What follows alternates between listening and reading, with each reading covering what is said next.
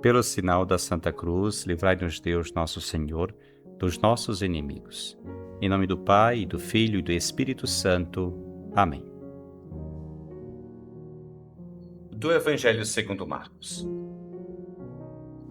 Naquele tempo, Jesus ensinava no templo, dizendo: Como é que os mestres da lei dizem que o Messias é filho de Davi? O próprio Davi, movido pelo Espírito Santo, falou: Disse o Senhor ao meu Senhor: Senta-te à minha direita, até que eu ponha teus inimigos debaixo dos teus pés. Portanto, o próprio Davi chama o Messias de Senhor. Como é que ele pode então ser seu filho? E uma grande multidão o escutava com prazer. O Evangelho que Marcos nos oferece hoje é, sem dúvida, um texto difícil. É difícil compreender a princípio a pergunta de Jesus, quanto mais a sua intenção. No entanto, veremos em breve que ele quer esclarecer a sua própria afirmação. Ele não é um Messias político ou poderoso, mas um Messias servo. A propósito desse texto do Evangelho de Marcos, gostaria de compartilhar contigo 3 reflexões.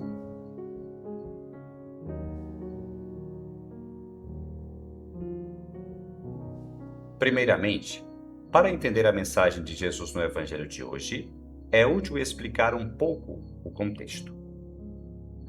O povo de Israel aguardava ansiosamente a vinda do Messias, ou seja, alguém enviado por Deus, algo que os profetas haviam predito repetidamente. Além disso, essa expectativa, essa esperança, era especialmente intensa na época de Jesus. Acreditava-se que esse Messias apareceria a qualquer momento. Quanto à origem e à forma do Messias, a crença mais difundida baseava-se nas palavras do profeta Natã, no segundo livro de Samuel, quando ele transmite ao rei Davi as palavras do Senhor. Levantarei depois de ti a tua descendência. A tua casa e o teu reino permanecerão para sempre diante de mim, e o teu trono será estabelecido para sempre. Portanto, os judeus acreditavam firmemente que o Messias seria um filho de Davi, de sua linhagem, um poderoso rei Messias que libertaria Israel de toda a opressão e o exaltaria acima de todas as nações. Essa expectativa judaica de um Messias poderoso permeia todo o Evangelho, e até mesmo os discípulos de Jesus compartilham essa ideologia. Eles acreditam que Jesus é o Messias, mas esperam que ele seja um Messias político. Assim, é compreensível que os filhos de Zebedeu, ou seja, os apóstolos Tiago e João, peçam a Jesus um lugar à sua direita e outro à sua esquerda, quando ele vier ao seu reino. Ou que São Pedro se indigna com Jesus, quando este anuncia que um destino de paixão e morte o aguarda. Em segundo lugar, creio que agora estamos em condições de compreender o que Jesus quis dizer com as suas palavras. Vejamos o texto. Jesus pergunta: Como é que os mestres da lei dizem que o Messias é filho de Davi? O Senhor está desafiando a afirmação dos escribas, que eram os teólogos ou sábios de sua época.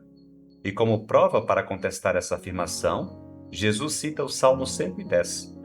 Disse o Senhor ao meu Senhor: Senta-te à minha direita, até que eu ponha teus inimigos debaixo dos teus pés. E então Jesus chega à conclusão. O próprio Davi chama o Messias de Senhor.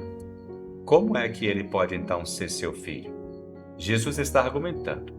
Segundo as Escrituras, inspiradas por Deus, este Messias não pode ser o filho de Davi, porque um pai não chama seu filho de Senhor.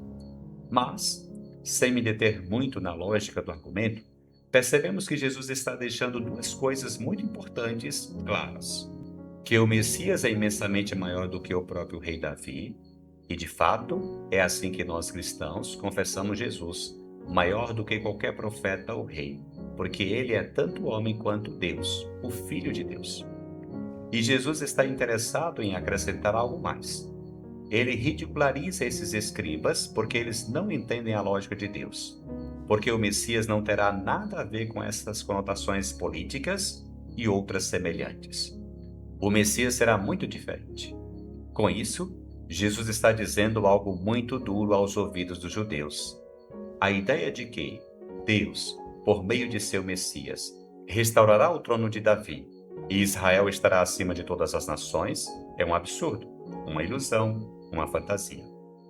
Mas ainda, é incompatível com a vontade de Deus, que não quer que apenas alguns sejam salvos, mas todos, que ama não apenas alguns filhos, mas todos os seus filhos, e que não tem um plano para um povo só, mas para todos os povos, um plano universal.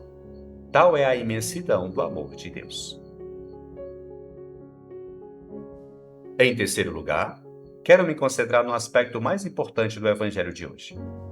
Jesus desmantelou a mentalidade judaica de sua época, que associava Deus e seu enviado ao triunfalismo, ao poder, à glória, à honra e à força militar e política. Ao longo do Evangelho, Jesus não se chama filho de Davi, mas sim filho do homem, um título muito próximo ao do servo do Senhor, aquele servo sofredor que anda por aí fazendo o bem.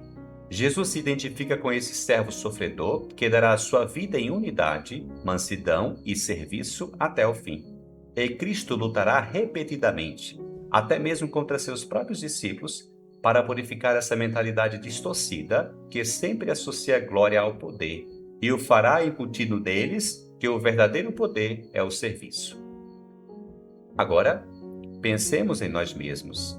Admitamos, buscamos com muita facilidade o sucesso, o que é fácil, o que é superficial, a glória, o reconhecimento e o poder. Jesus, no Evangelho de hoje, está nos dizendo: tudo isso não é verdade, é uma ilusão, uma fantasia. Deus Pai, seu Filho Jesus e o Espírito Santo não têm nada a ver com essa noção tão humana de poder, autoridade e glória. Pelo contrário, tem a ver com o amor e o serviço. Pergunte a ti mesmo: o que há em ti, em tuas buscas, em tuas intenções? Egoísmo e poder ou humildade e entrega? Pare por alguns instantes e deixe-se cativar por este Deus maravilhoso, tão incrivelmente próximo, cuja autoridade e poder são sua ternura, seu amor e sua misericórdia. Que este Evangelho te conduza a seguir os passos de Jesus, a fugir da busca humana por glória, honra e poder, e a trilhar o caminho da humildade, do amor e do serviço. Que o Senhor te abençoe, te livre de todo mal e te conduza à vida eterna. Amém.